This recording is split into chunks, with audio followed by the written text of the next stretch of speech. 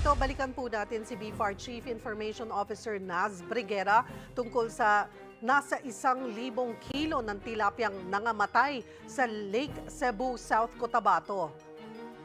Hello po, sir.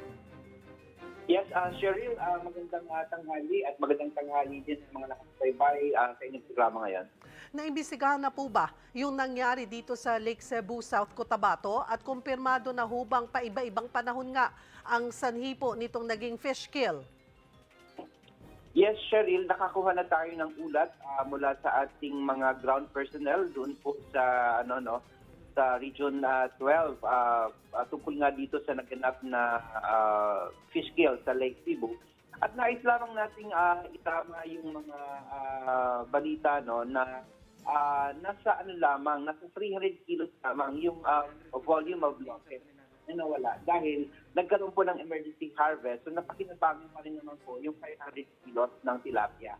At gaya po ng nabanggit ninyo, ito po yung dahilan doon sa pabago-bago temperatura sa lake na kadalasan ay nangyayari naman po ito doon talaga sa lugar. So ayon sa ulat na ibinigay sa atin, walang attribution ito doon sa nangyayaring El Nino ngayon, kundi doon sa pabago-bagong temperatura ng tubig na sabi ko nga ay nangyayari doon sa nasabing lawa. Cheryl.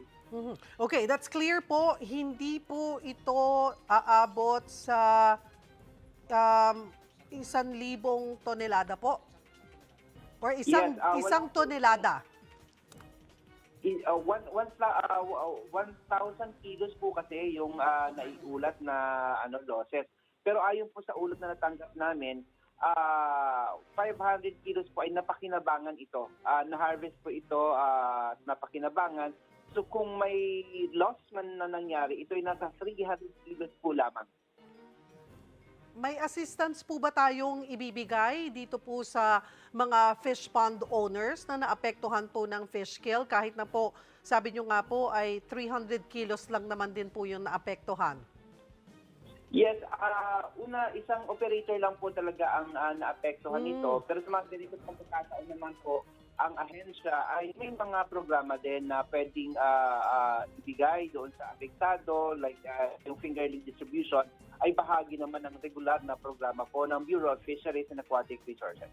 Alright, marami pong salamat sa inyong oras. BFAR Chief Information Officer Naz Briguera.